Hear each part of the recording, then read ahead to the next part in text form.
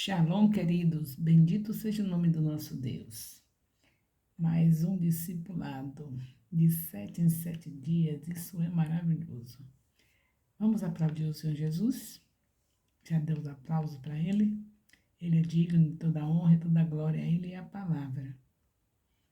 E depois desse aplauso, não se esqueça da nossa música, a música principal do nosso discipulado. Só vale a pena viver para Deus, ganhando, consolidando e discipulando. Isso é viver para Deus. Bem, hoje nós temos o capítulo 1 do livro do profeta Daniel. Capítulo 1. Nesse capítulo 1, o profeta nos mostra como os nobres de Israel foram levados como cativos após a invasão da Babilônia. O objetivo de Nabucodonosor era tomar sua nação, tornar sua nação mais poderosa. Sendo assim, seus primeiros escravos eram as mentes pensantes de cada povo conquistado. Estes deveriam comer e beber a mesma comida que o rei, e durante 3 anos serem preparados para uma espécie de concurso público federal. Quando confrontado por essa situação, Daniel e seus amigos decidiram não se contaminar com as comidas e bebidas babilônicas. Isto é um grande exemplo para nós. Hoje, muitos cristãos acreditam que seja normal ingerir bebida alcoólica, participar de banquetes de impiedade, como festas, vários tipos de festas. A postura de Daniel nos mostra que não importa onde estamos, se em casa, na igreja, em outra nação, perto do pastor, enfim. Se eu amar a Deus, eu vou ser fiel a Ele, onde quer que eu estiver, mesmo num quarto sozinho. Onde eu estiver, serei fiel a Deus. Mesmo num lugar distante de todas as pessoas que me conhecem, eu serei fiel a Deus, porque os olhos do Senhor estão em todos os lugares e nós não podemos deixar de lembrar disso. A decisão de Daniel agrada a Deus. É sobre isso. Este abre as portas para que a decisão do seu servo possa ser mantida. Um dos servos do rei aceita servir apenas legumes e água aos jovens israelitas. Quando a gente decide ser fiel a Deus, Ele abre as portas para que tudo aconteça conforme está no nosso coração em relação à fidelidade. Então, se nós estivermos realmente disponíveis para incluir na nossa fidelidade o estudo da palavra de Deus, para sermos obreiros que não tenhamos o que nos envergonhar, mas que manejemos bem a palavra, Deus abre as portas. Deus abre as portas, sabe de que maneira? Dando a sabedoria para entender tudo o que estiver lendo. Para isso o Espírito Santo veio, para nos ensinar. Agora precisa de corações disponíveis para aprender o que o Espírito Santo ensina. Então, não se preocupe, assim como Deus abriu as portas para Daniel, porque viu o coração dele fiel, Ele abrirá para todos nós. E nós estaremos todos preparados nesse discipulado de excelência que começamos em maio de 2023. O preparo é o seguinte: fazer o que Jesus mandou, é ganhar, consolidar, discipular e enviar. Todos nós que estamos nesse discipulado, vamos fazer o mesmo com as pessoas que nós ganhamos para Cristo. Estudarmos a palavra. Antes desses capítulos da Bíblia, nós iremos fazer um estudo de consolidação. Quando ganhamos a pessoa para Jesus, fazemos esse estudo de consolidação, depois passamos a estudar com eles as mesmas coisas que estamos estudando hoje. É isso assim, é uma continuação, é contínuo o nosso trabalhar, porque Deus não para. Jesus Cristo certa vez disse: "O meu Pai trabalha até agora." Isso porque ele não parava. Durante seus 33 anos na terra, os seus 3 anos de ministério foram incansáveis. Era o tempo todo à disposição de anunciar o amor de Deus. E não vai ser diferente conosco, porque nós recebemos o mesmo Espírito de Cristo para sermos incansáveis. E toda a nossa trajetória na terra só tem um objetivo: buscar o reino de Deus e a sua justiça, e as demais coisas nos serão acrescentadas. Nós não ficaremos preocupados com as coisas que nós precisamos, porque nosso Pai que está nos céus, Ele sabe de todas elas e providencia para a nossa vida todas elas. A nossa preocupação é ganhar, consolidar, discipular e enviar. Não estamos sozinhos em nossa jornada cristã. Há um Deus no céu, poderoso, disposto a cuidar de nós, disposto a honrar a fidelidade de seus servos. Observe que ninguém sugeriu que os jovens deviam fazer isso. Eles podiam pensar: Deus nos abandonou, nos trouxe para cá como escravos, quer saber, não importa, vamos viver como os babilônios agora. Vamos viver como eles querem. Mas não foi essa decisão que eles tomaram. Eles não disseram: Deus nos abandonou, como muitos de nós fazemos. Deus esqueceu de mim, então o que eu quero mais nessa igreja? Deus esqueceu de mim, o que eu quero mais lendo Bíblia? Deus esqueceu de mim, o que eu quero mais orando? Deus esqueceu de mim, o que eu quero mais adorando? Graças a Deus que Daniel é exemplo para nós. Não em vão que o Senhor deixou na Bíblia, de Gênesis e Apocalipse, tudo o que nós devemos fazer e tudo que devemos observar nos filhos dele, nos personagens bíblicos que ele deixou aqui. Os erros nós não fazemos para não sofrer a mesma coisa que eles sofreram. E os pontos positivos de cada líder da Bíblia, nós vamos copiá-lo em nossas vidas para glorificarmos o nosso Pai, assim como eles glorificaram a Deus. Então, mesmo em situação de adversidade, Daniel se manteve em obediência, fidelidade e amor a Deus.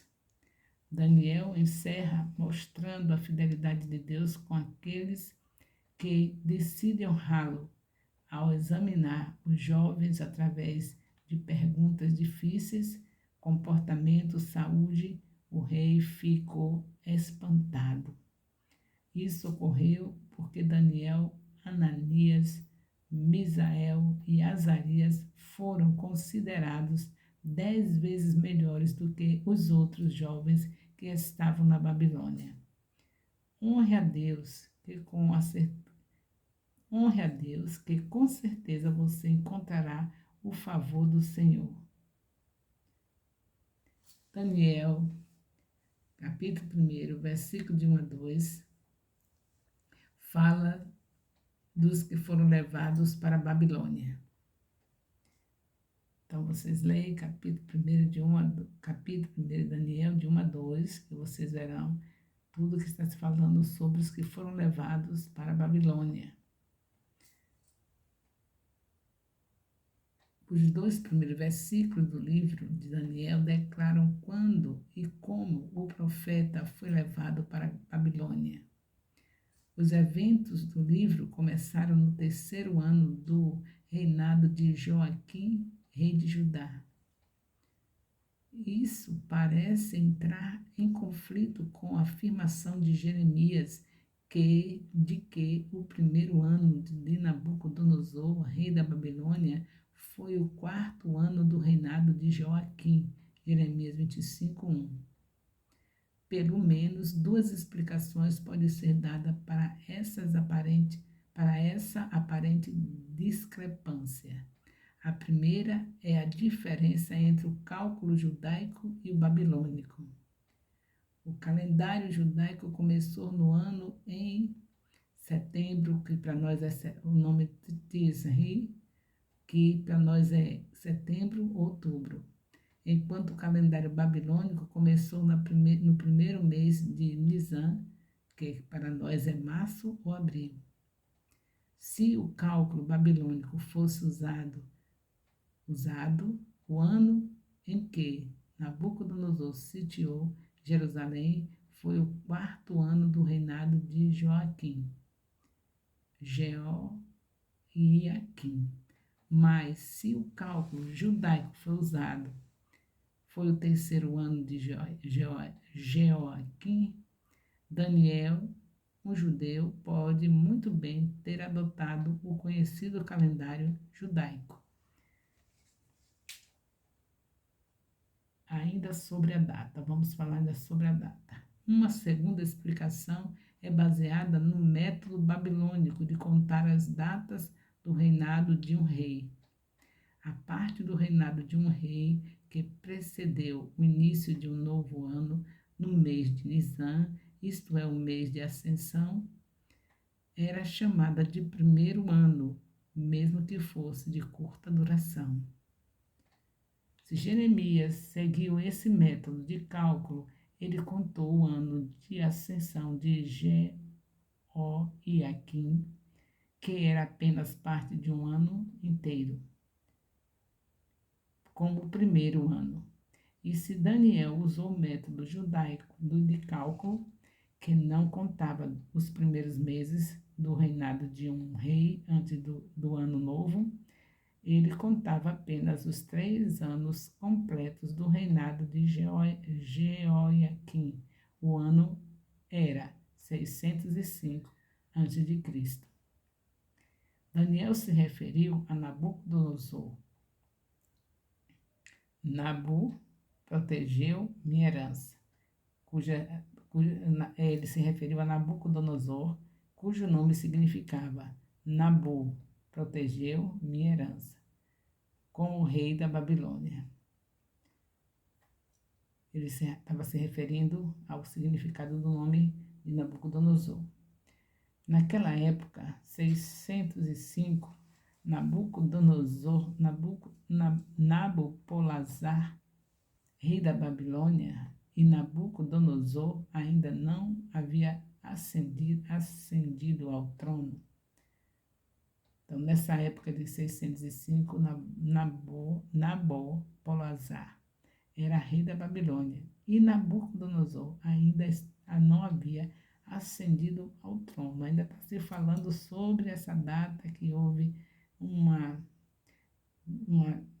alguma coisa que não caiu bem entre as datas que foram dadas e que nós estamos vendo a explicação aqui por aqueles que estudaram mais um pouco de teologia e tem como esclarecer para nós. Tudo que está na Bíblia é tudo o que podemos entender. Se não entendermos diretamente pelo que está escrito, tenha certeza que Deus permitiu que alguém que viveu na mesma época tenha colocado os detalhes que falta para a gente entender. Só é a gente se esforçar, assim como você está em uma faculdade, você está em um estudo qualquer, você quer ser aprovado, você faz de tudo para poder entender todo o assunto e ter respostas, esclarecimentos sobre aquilo que você está estudando.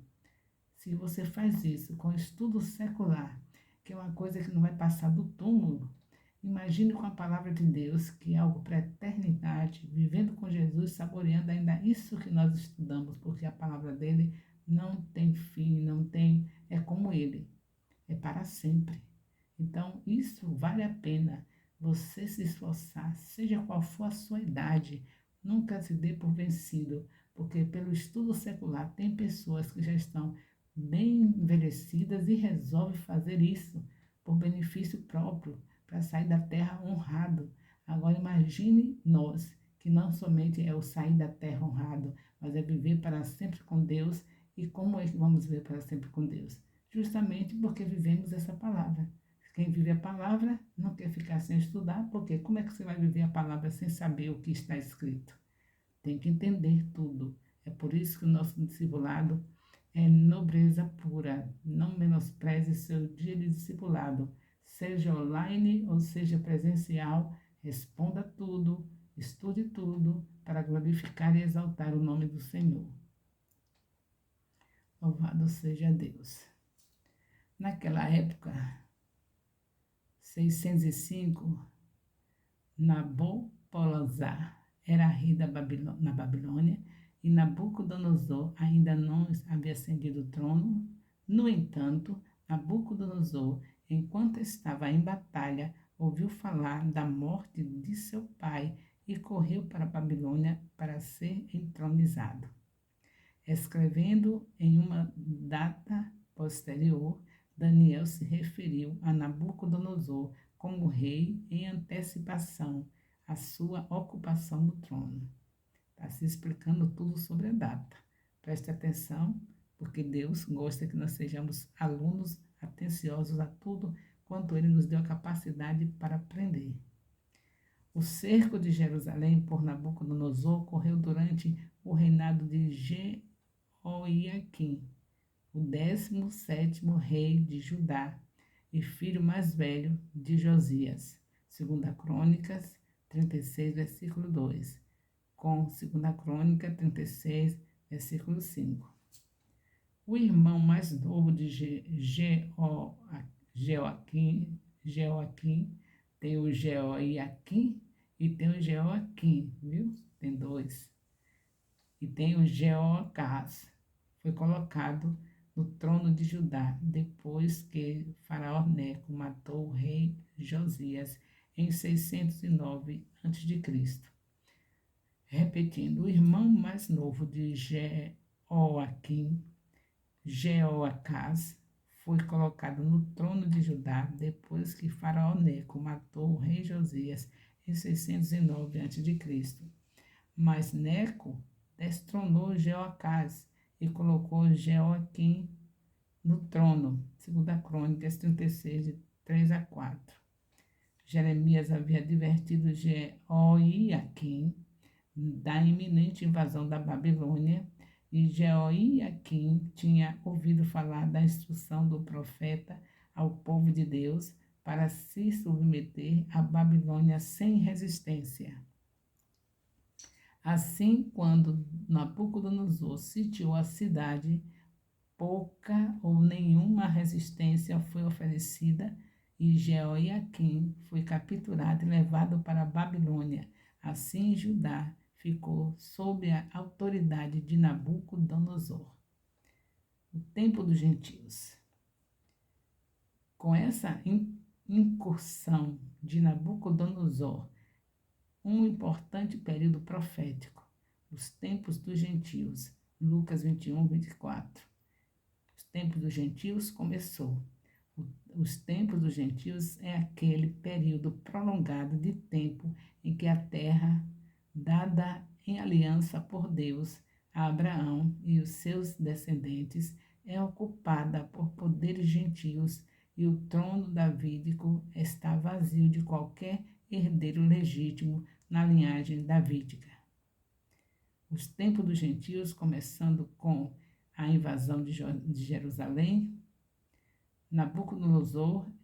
por Nabucodonosor em 605 a.C., continuarão até o retorno do Messias.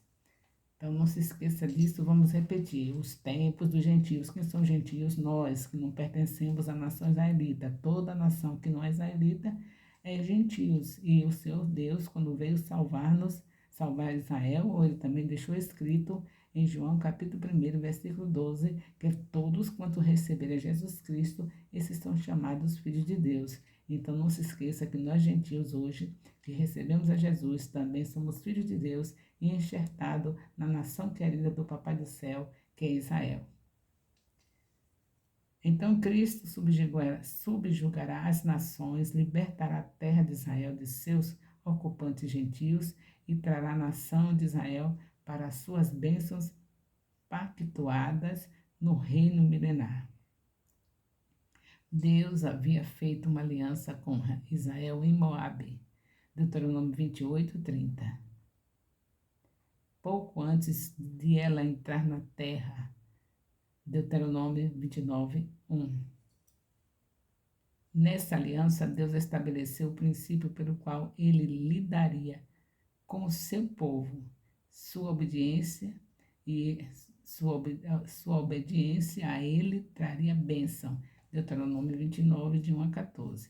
Mas a desobediência a ele traria disciplina. Deuteronômio 28, de 15 a 68. Nesta segunda parte, Deus delineou as disciplinas que ele usaria para corrigir as pessoas quando o seu andar estivesse fora de conformidade com a sua lei revelada. Essas disciplinas procurariam corrigir seu povo, seu comportamento, trazê-los de volta às suas exigências para que fossem elegíveis para as suas bênçãos. A disciplina final que ele usaria para corrigir seu povo era a invasão de nações gentias que os subjugariam à sua autoridade e os dispersariam de sua terra. Deuteronômio 28, 49 a 68. Moisés então declarou que quando Israel estivesse sob disciplina de Deus, essa disciplina não seria levantada até que o povo abandonasse seu pecado e voltasse com fé para Deus e obedecesse aos seus requisitos. Deuteronômio 30, de 1 a 10. O reino do norte de Israel tinha ido em cativeiro para a Síria em 722 a.C. Este foi o resultado dos princípios de Deuteronômio 28. De tempos em tempos, embora não consistentemente, o reino do sul, que é o reino de Judá, sul é Judá, à luz da queda do reino do norte, atendeu às admoestações dos profetas e se voltou para Deus. O reino do sul continuou por mais de um século por causa de seu arrependimento e obediência sobre seus reis piedosos. Essa condição, no entanto, não durou. Judá também ignorou a aliança de Deus, negligenciou o dia de sábado e o ano sabático, Jeremias 34, 12 a 22, e entrou na idolatria, Jeremias 7, 30 a 31. Portanto, por causa da aliança, em Deuteronômio 28, o julgamento teve que cair sobre Judá. Deus escolheu Nabucodonosor como instrumento para infligir disciplina ao povo desobediente de Deus. Jeremias 27, 6, Abacuque 1, 6. Daniel de 1, capítulo 1, que é o capítulo que nós estamos, de 3 a 5, vemos a comida do rei. Aí vocês leem direitinho, não vai ter dificuldade, porque aqui o nosso tempo é curto. Eu só tenho 30 minutos e vocês no discipulado têm 1 hora. Então vocês fazem a leitura direitinho, vão entendendo tudo que Deus está falando. Com certeza vocês vão entender. Eu já fiz um comentário mais ou menos, né? Mas está tão pouco ainda o comentário. Vou tentar mais um pouquinho, mas não posso ir muito longe por causa do horário do nosso vídeo. Então, vamos ver aqui. Daniel 1, de 3 a 5. Ainda estamos tão longe do final do capítulo e o tempo já está esgotado. Fala da comida do rei. Quando Nabucodonosor retornou à Babilônia dessa invasão de Judá, ele trouxe despojos que simbolizavam a submissão de Judá à Babilônia. Primeiro, ele trouxe alguns artigos valiosos do templo em Jerusalém, que ele colocou no templo de seu Deus, na Babilônia, 2 Crônicas 36, 7. Se Deus pode ser sido, se Deus, essa expressão se Deus, essa expressão nesse capítulo aqui, nesses versículos, pode ter sido Bel, também chamado Marduk, o principal deus dos babilônios. Isso significaria a conquista do Deus de Judá pelas divindades babilônicas. Essa expressão, se Deus, quer dizer que pode ter sido Bel, o chamado Marduk, que era um deus principal dos babilônios. Segundo Nabucodonosor, a segunda coisa que ele fez, Nabucodonosor trouxe consigo alguns dos israelitas judeus, da família real e da nobreza. Conforme declarado na introdução, esses príncipes reais podem ter sido considerados reféns para ajudar a assegurar a contínua submissão de Judá à Babilônia. Ou eles podem ter sido levados para a Babilônia para prepará-los para ocupar cargo de liderança administrativa lá, se Nabucodonosor tivesse que retornar para subjugar Judá. Então, pode ser por dois motivos. O primeiro motivo é para poder mostrar a submissão e ficarem como refém. E o outro motivo, ele pode ter sido levado por causa de para prepará-los para cargo de liderança e subjugar também Judá. Tudo é com a intenção de humilhar o inimigo, e Deus permitiu tudo isso porque o povo de Deus desobedeceu o que estava escrito lá em Deuteronômio. Com a desobediência vinha logo o fracasso. Foi isso que Deus disse. Aspenaz era o chefe dos babilônicos, dos funcionários da corte. Ele é mencionado pelo nome apenas aqui no Antigo Testamento, mas é chamado de oficial ou oficial principal 6 vezes.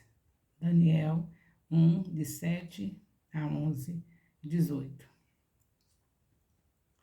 Não está claro se a palavra para oficial significa um eunuco ou simplesmente um artesão ou oficial de justiça.